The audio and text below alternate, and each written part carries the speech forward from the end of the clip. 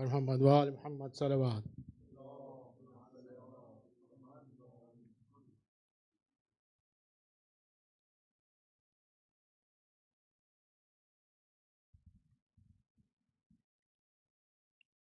जवां की है मैयत, यूं दिल से लगा ले अभी। ये कौन आ रहा है, यूं ठोकर खा के अभी। जवां की है मैयत, यूं दिल से लगा ले अभी। जवानी में मरने की हसरत है किसकी, ज़ईफ़ी में कांधों पे मैयत है किसकी। खुदा दुश्मनों को ये गम ना दिखाए कभी, ज़ईफ़ी में ये गम कोई दिल न पाए कभी।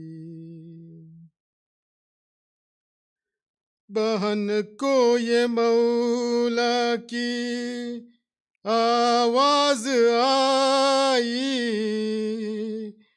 अंधेरा है आँखों में मजबूर बाई।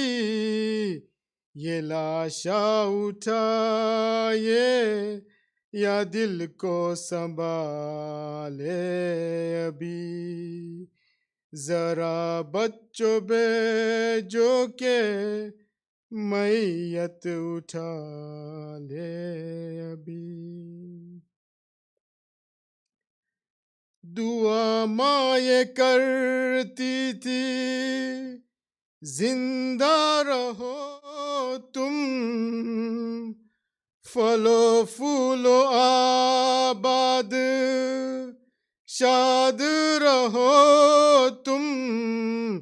यहाँ माँ दुआ में मुसल्ला बिछाए अभी। वहाँ लाश बेटे की खैमों में आए अभी। जो बेटों को देखा फटा हुआ सीना, पुकारिए माँ बस हुआ खाक जीना। जीऊंगी मैं अब कैसे ये दाग उठा के अभी। खुदा मुझको दुनिया से जल्द उठा ले अभी।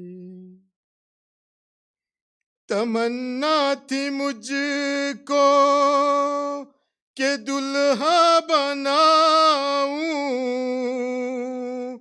मेरे लाल के सर पे सेहरा सजाऊं।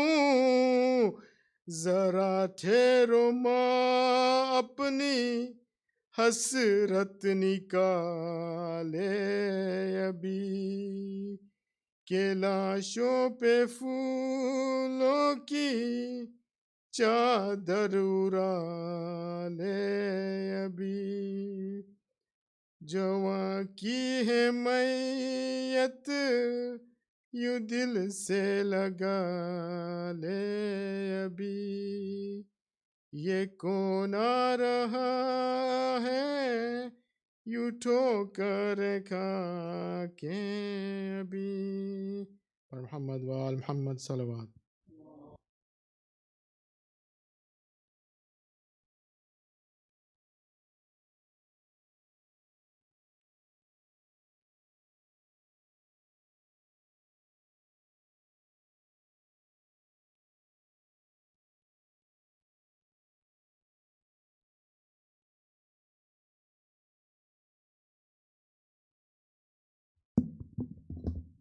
Can we come back to the podium with a loud noise salawat? Bar Muhammad wa ali Muhammad salawat.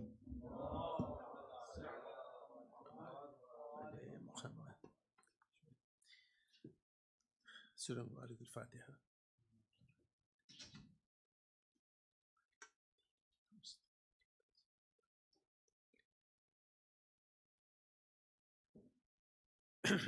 أعوذ بالله من الشيطان الرجيم بسم الله الرحمن الرحيم الحمد لله رب العالمين والصلاة والسلام على خاتم النبيين وآله الطاهرين اللهم صل على محمد. Dear brothers and sisters, Assalamu alaikum. We are literally, mashallah, in the month of Sha'ban al-Muazzam. And mashallah, we had some fantastic discussions only last week. This is the month of blessing, and I have just picked up a topic which you must have heard me before, but very close to my heart, which is about how to reflect.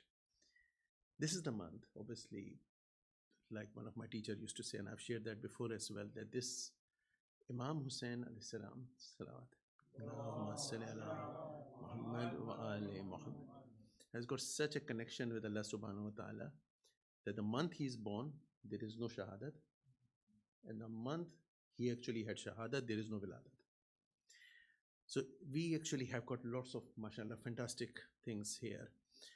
And some of the narrations, actually, obviously we heard about what Sayyid al-Shuhada last week, Sayyid al-Sajjad alayhi salam,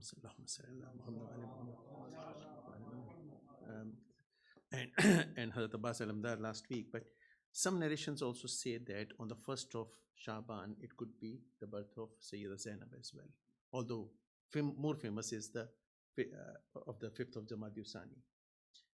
And then actually the chain goes, and some narration says that Hazrat Qasim, Hazrat Ali Akbar, Bibi Sakina, they were all born in this month. And then obviously by the 15th, we will hit Nima Shaban, when we will say welcome to Imam Zaynul Abedin. So it's quite a very, very special month for us. And this is why I will pick up this topic. Shaban itself.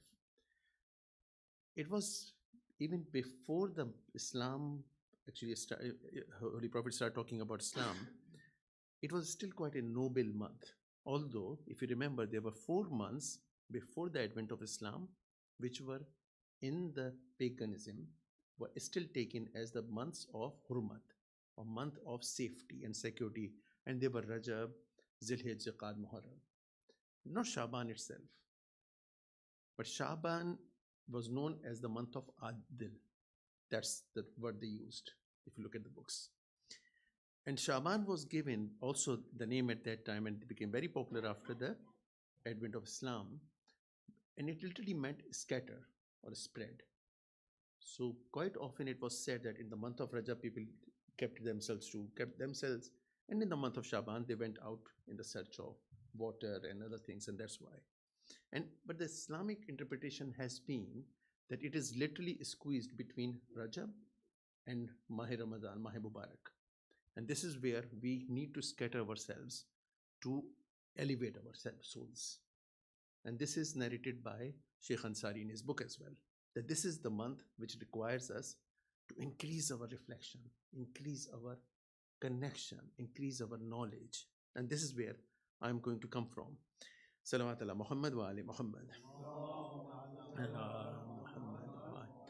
Holy Prophet famously called it as my month, because the next month will be the month of Allah subhanahu wa ta'ala. Inshallah, in a couple of weeks, we will be discussing the Khutbah Shabaniya, in which basically Allah is inviting us.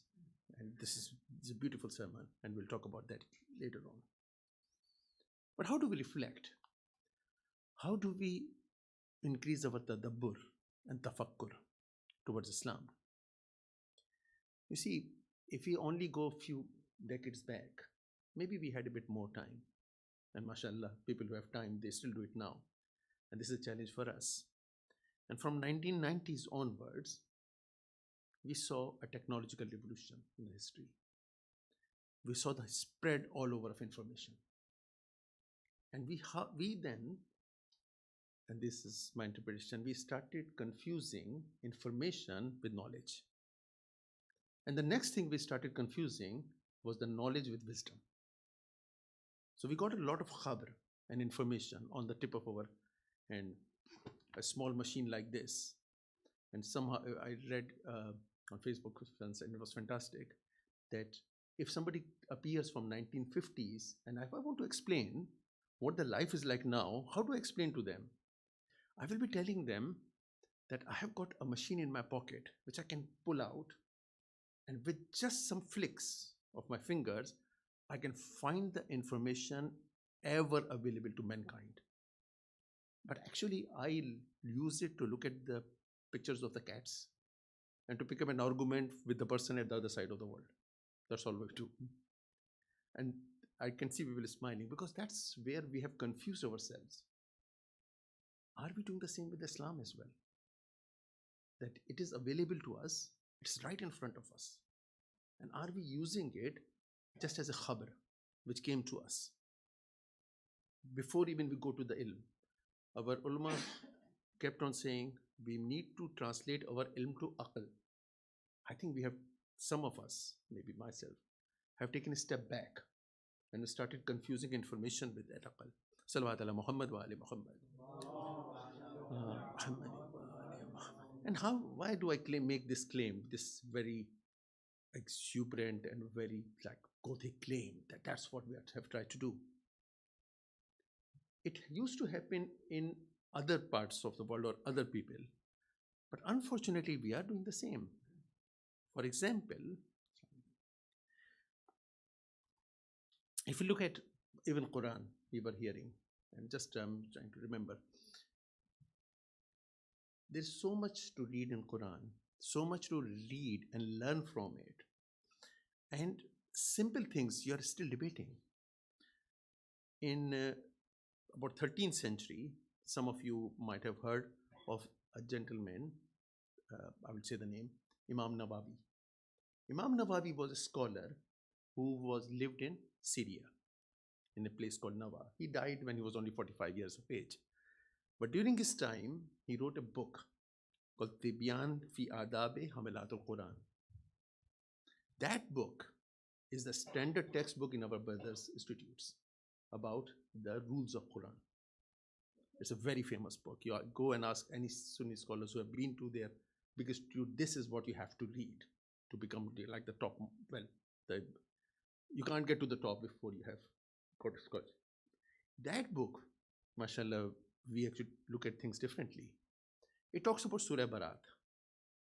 And Surah Barat, how did actually it not have a Bismillah? Now, if we ask our madrasa student, they will be able to give summary. But that book, when it just comes from information and khabar and it stops there, he basically interprets it this way, that when Caliph Usman asked people to gather Quran, they actually, in such a hurry, they forgot to write Bismillah. That's his explanation, literally, which is there, which is taught in the topmost institutes. Because he stopped there, he could not find anything more than that. Why? Because he stopped reflecting. He stopped looking at the resources and started practicing aql. That where do we go from here? What was in Surah Barat? What was in Surah Tawbah to start with? Salawat ala Muhammad wa ali Muhammad.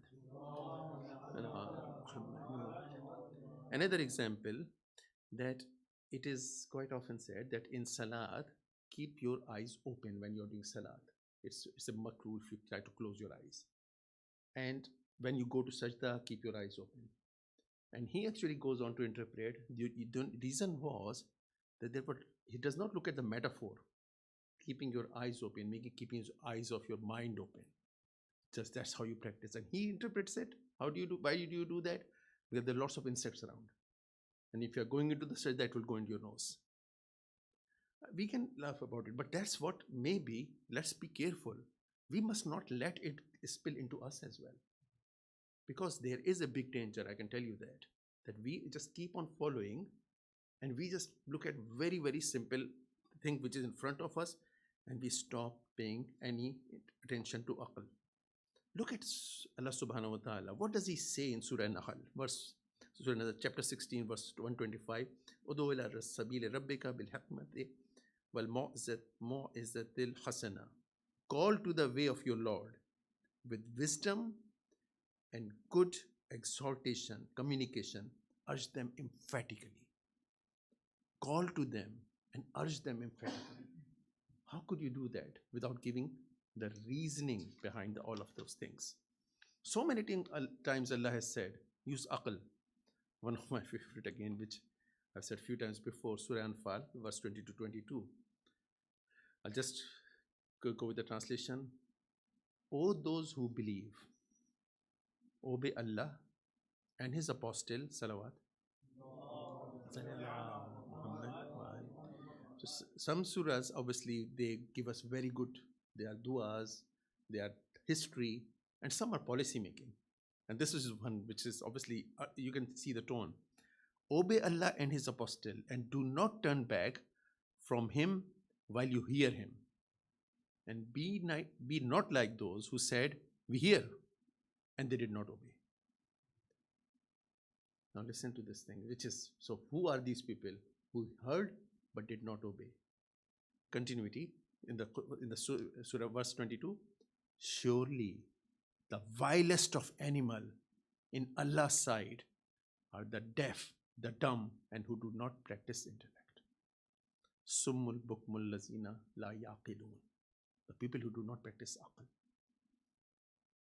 What is aql, by the way? Is aql that actually I open up Quran and I start interpreting it my way and that's how I can move forward? No. We have to understand that there are very good understanding. Our aql will be limited till we completely understand. And there are people, we have been so lucky. We did not stop at 1, 2, 3, 4. For 270 years, the knowledge was pouring out for us every time. The books, the hadiths have been collected and it did not stop. Do you remember which is the oldest surviving religious seminary in the world? Not Islamic, any religious seminary, the continuing living seminary, that is Najaf. For more than 1,000 years, it has never stopped teaching. In 1801, when Najaf was brutally attacked and it was burned down, they still did not stop teaching for a day. This is the commitment which comes from there. You can always, obviously, you can't, I can't. The people who elevate their knowledge, they can argue, okay, they can teach this or teach that. That's different. And we can see the text which is being taught has changed within the last 50 years even. But that is the level of interpretation and aql which is being practiced there. Salawat ala Muhammad wa ali Muhammad. So how do we practice at our level? So we heard that, we have got the knowledge there, we've got the aql there, we heard from them and we want to teach. And this is where I will just reflect a little bit on it. Being, as some of you know, with madrasa, and really heart is there where we want our youths and all of us to grow together, not just youths and children. It's a huge responsibility on every single one of us. The moment you decide to become a parent, you become a teacher. And you become a teacher, you will be teaching them all their lives. And this is a responsibility we all have to take absolutely seriously. How do we know that? Let's read Quran, Surah Taha. Prophet Musa went to find fire. So I'm just trying to quickly go through it. He went to find fire. You must have heard this story. And he'll see the revelation. Go and tell Pharaoh the message. So what does he actually straight away responded? He said, Rabbi shrah li sadri wa yassir li amri. We all remember that dua, right? So he said, open up my chest. What did he mean? Just like many of the people have interpreted that even for our own prophet, some people interpreted somebody came and opened up the chest and basically put something hard in the heart. Have you heard this story? Some of you may have. The heart was ripped apart and then prophet had it like a heart transplant and then he started preaching. Where is the depth in it? Tabatabai basically interprets it in Al Mizan. He wanted his inner soul to become vast and have extraordinary patience. And he said, Vayassili Amri is my task for me. Why? This is where I want to come to. He was about to start teaching. He was about to start preaching. This task is heavy. So when we enter any madrasa, when we start teaching our own children, there's a task on us. We need to make dua to Allah subhanahu wa ta'ala. Open our heart. Give us a sincerity in which we can teach our children. And we can learn ourselves. Sorry, we should not be teaching our children before we have learned ourselves. So we have to be selfish as well. I have to be selfish. We should read from that. This comes with the responsibility. Otherwise, do you know what will happen? Actually, obviously, Shariati, Dr. Ali Shariati, he writes, I dismay that we listen to the atrocities on Zainab and Sakina and wail and go home and treat our women exactly like that. We hear and wail about slapping on Sakina, but do not do anything about the oppression of children and orphans around the world. So this is the connection of aqal which we need to bring to us. We learn, and how do we translate that to our lives? Salawat ala Muhammad wa ali Muhammad.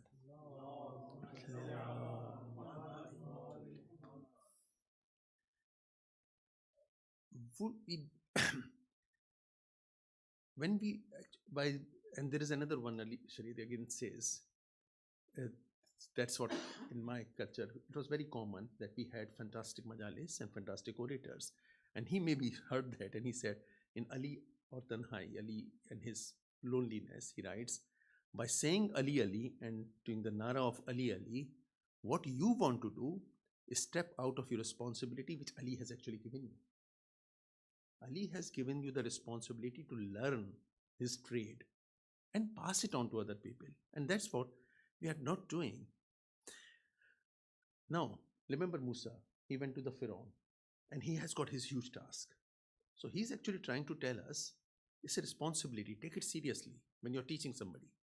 And then another stage, he said, and we have heard this one, you remember Wajalli Wazir min Ahli, and give to me a helper from my family. So let's go to the continuity. Firstly, when he actually was told that Musa, task starts. Go and start teaching. That's your job. And he said, wow, this is the responsibility. I need to learn the light lesson and I need to teach. And it will be heavy. Will I really be able to disembark on this duty? And now he wants some tools to deal with that. He says, Quranic ayat translations, and give to me a helper from my family. Harun, my brother, strengthen my back by him and associate him in my affairs. But Musa is not running away from the task. He's merely trying to tell us teaching is a prophetic task, and that's heavy. Take that burden, draw strength from each other, and find that strength which is really useful for you in your society. Same way, if we go to Surah Inshira, verse 1 to 3, and we all will remember that, and mothers and children will remember, Aram Nashra Laka Sadrak. Have we not expanded for you your breast and taken off from you your burden, which pressed heavily on your back? Again, Musa is being told that, remember you said, my back is weak. We'll strengthen your back. This is a great reminder to all of us. Salawat ala Muhammad wa ali Muhammad. Salli ala Muhammad. So when we remember of Ali, we remember mashallah Khaybar and Uhud and everything, but we remember what did the Prophet said to Ali? You are to me what Harun was to Musa. And this is what Harun is about. That strengthening of the back so that he can discharge that prophetic task. That's what Ali achieved. That's what we need to find. Obviously, we are not prophet, we are not Ali. But this is the pathway we have been given. Practice it. And that is where tabligh or teaching will become the prophetic task, which we take pride. We have to take pride in that. We need to develop ourselves regularly.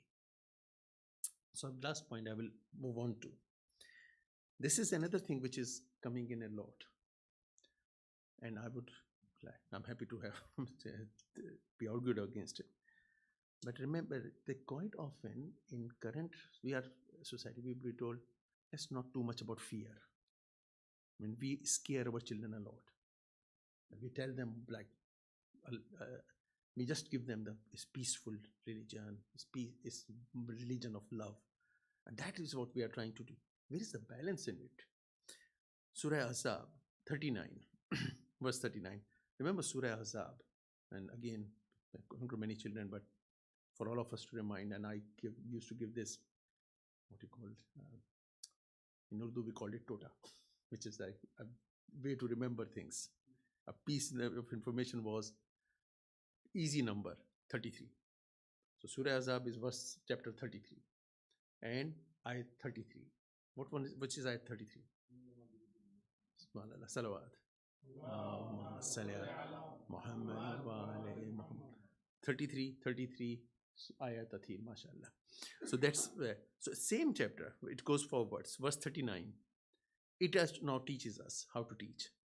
Those who deliver the message of Allah and fear Him and do not fear anyone but Allah. And Allah is sufficient to take up. It talks about that. And don't worry about what pressures we are under, that we go out and what will other people say about that. Let's see what Allah wanted Prophet to teach. Surah Ahzab continues, 45 and 46. O Prophet, surely we have sent you as a witness, as a bearer of good news, and as a warner, Mubashir and Nazir, and as one inviting to Allah by His permission, and a light-giving torch. So Prophet has been told that you have to be Nazir. So Mutahari actually interprets in two ways. He says, now we know how to actually teach, how to actually talk to ourselves about. Firstly, by giving information about good outcome. Beautiful. We will, inshallah, Allah subhanahu wa ta'ala, take us to Jawari Masumin. But also telling them of harms of not getting good education. That's a duty. Because that's exactly what Prophet went on to do. But then he actually explains how. So he said, so these are the terminologies he uses. He said, Tabshir is qaid, is the leader of the way you speak, which is good news. So what should be leading is the good news. But Inzar, which is the warning, is the sa'iq, meaning it is walking behind it. But then he actually uses the third terminology. So I'm just quoting him, which is, to me, it sounds a good tool. He says, it may not be shart-e lazim, but shart-e kafi. So it may not be the necessary condition, but enough condition. That's how you teach properly. Give them good news and let the warning follow. But he says something else. He said, what you must not do is tanfir. Tanfir is hushing people away so much that they run away, that you scare them that much. You need to have that understanding. And mashallah, teaching in madrasa, people who are fantastically teaching now. I love doing that actually just seeing which was the threshold where you had to stop talking, but not stop, but changing the tone.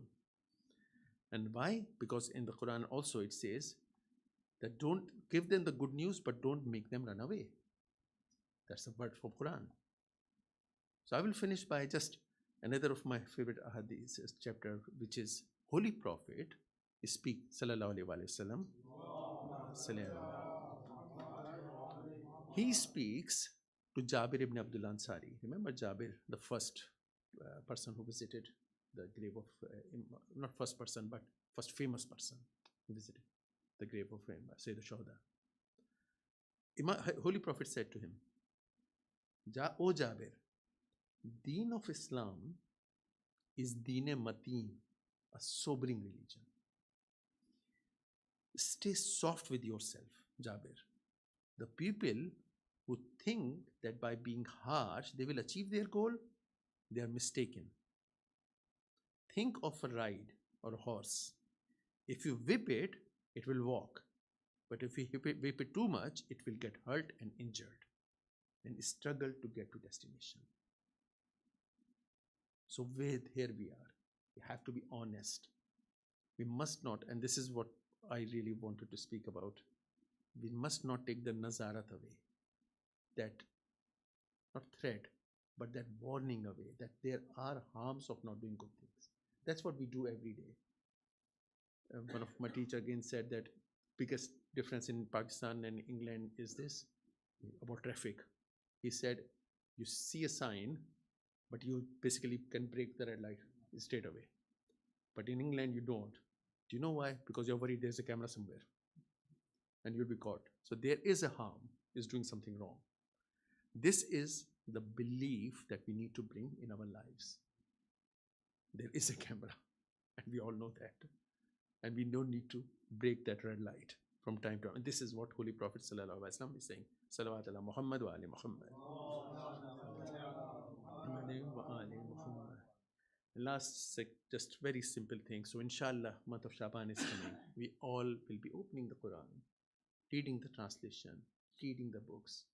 Inshallah, we are just gearing up physically, mentally, emotionally, psychologically, less than a month away. When we walk into something which we all have been really looking forward to. Those were some of us, we need to, this is a month, have we not longed for it? Inshallah, on a very selfish mode, sometimes we'll meet each other and I will eat your iftar and that will help me. But important thing is, this is the time for reflecting.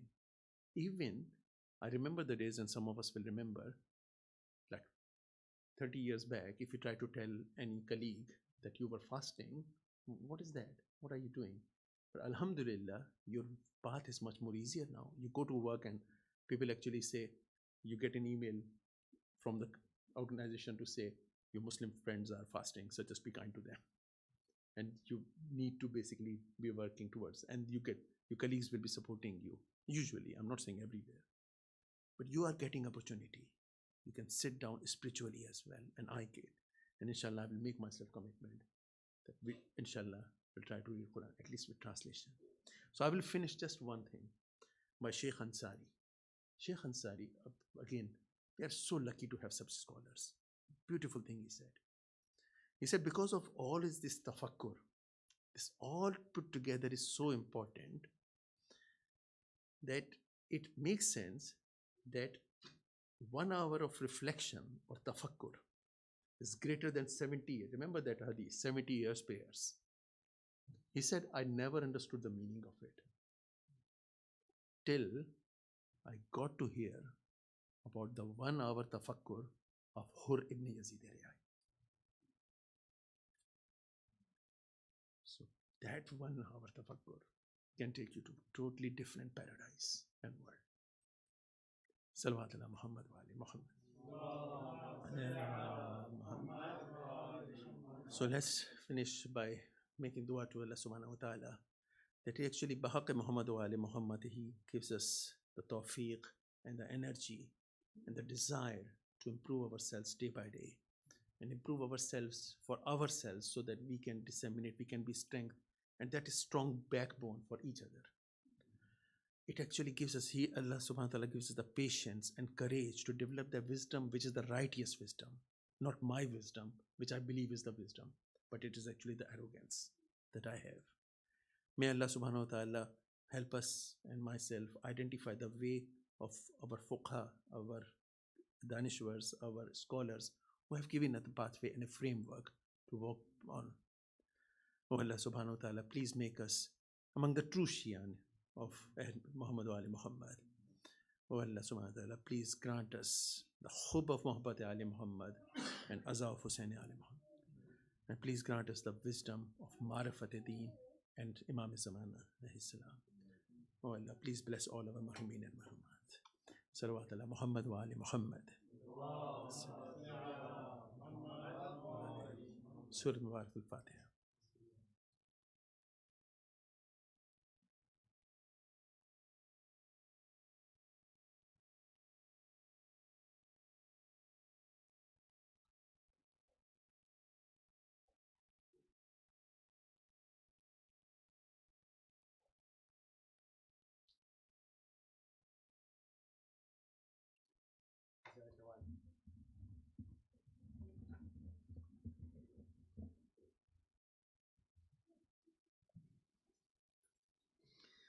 Assalamu alayka ya Rasulallah. Assalamu alayka ya Nabi Allah. Assalamu alayka ya Habib Allah. Assalamu alayka ya Khatam al-Nabiyyin. أشهد أنك محمد بن عبد الله وأشهد أنك رسول الله.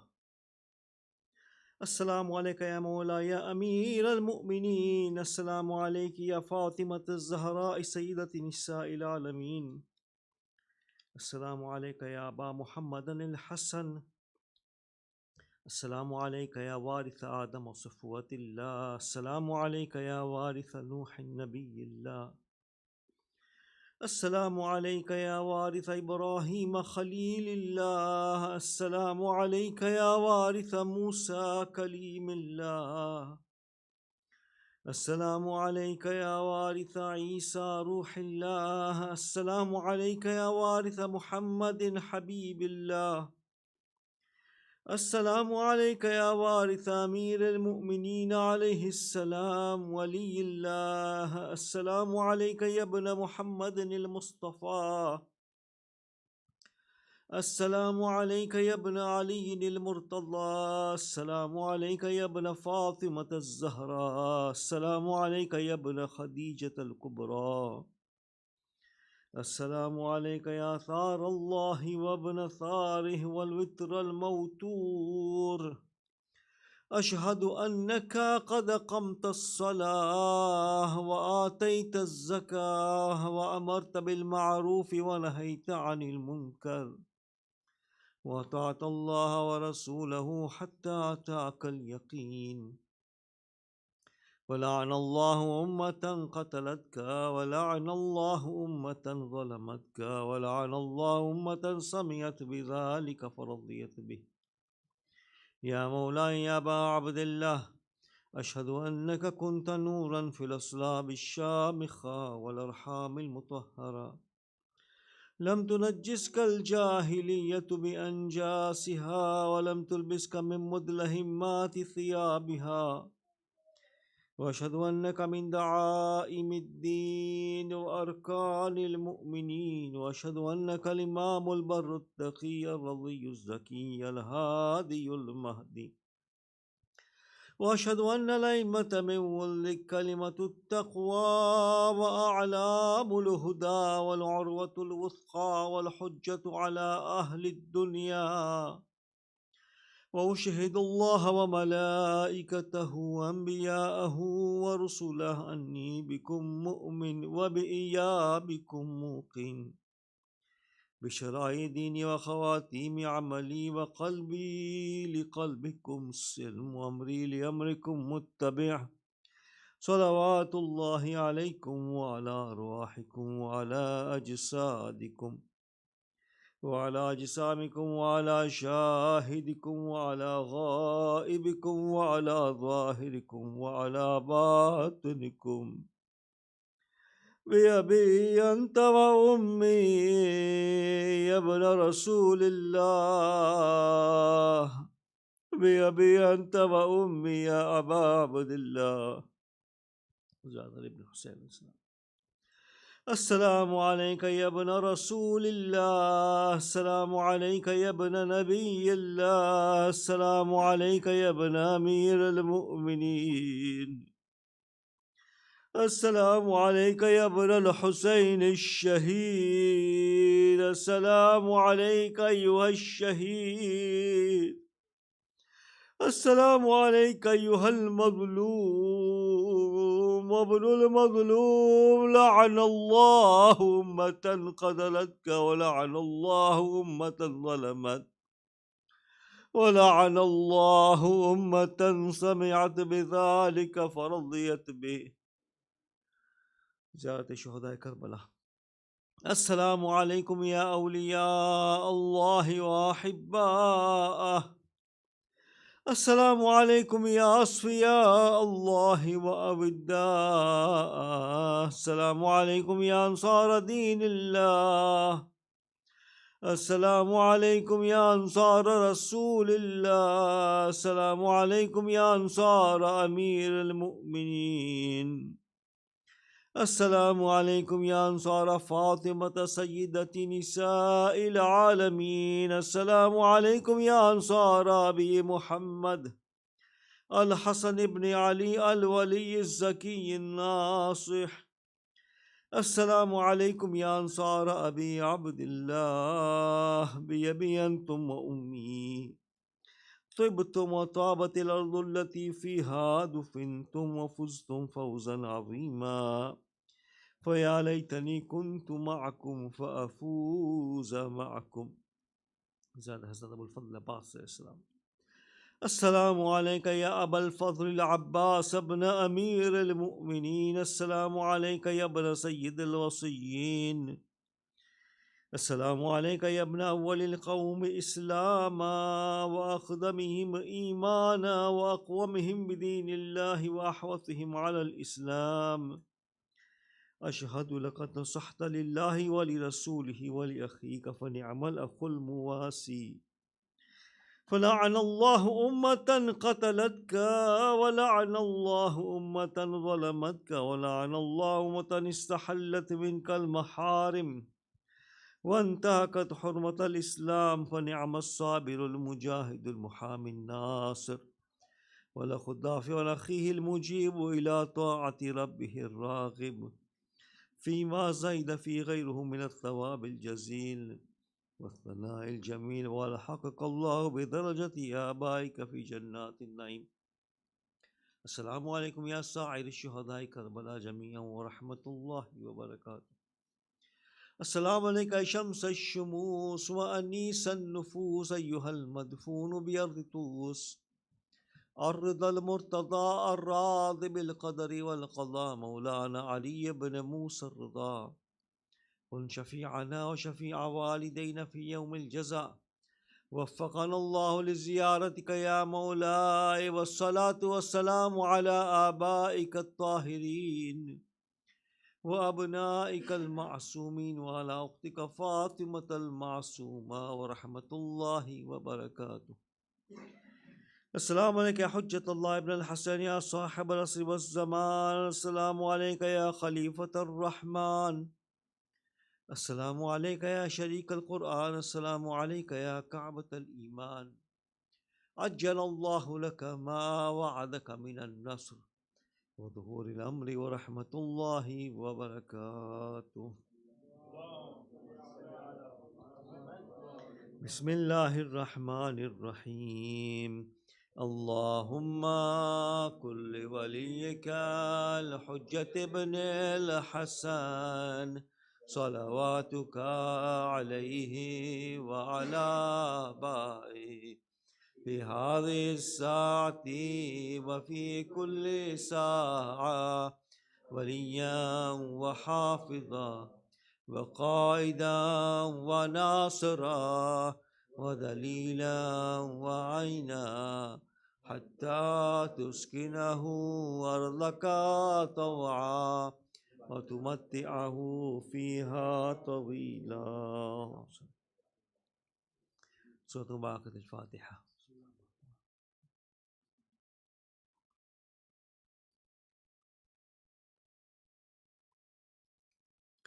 Inshallah, on Sunday, 12th of March next week, there will be Salah workshop in which Sheikh Ayub is going to go through different stations of making sure that we are doing wudu correctly, we are praying correctly. All mu'mineen are requested to register and attend this important event to improve our Salah. And also children also welcome. Children about 6 to 10 years are also going to be taught. And it's going to be a family event. All mu'mineen are requested to register. Muntazir Bhai has sent the email, and just click the link and register for the attendance of this Salah workshop. Muhammadin wa ali Muhammad salawat.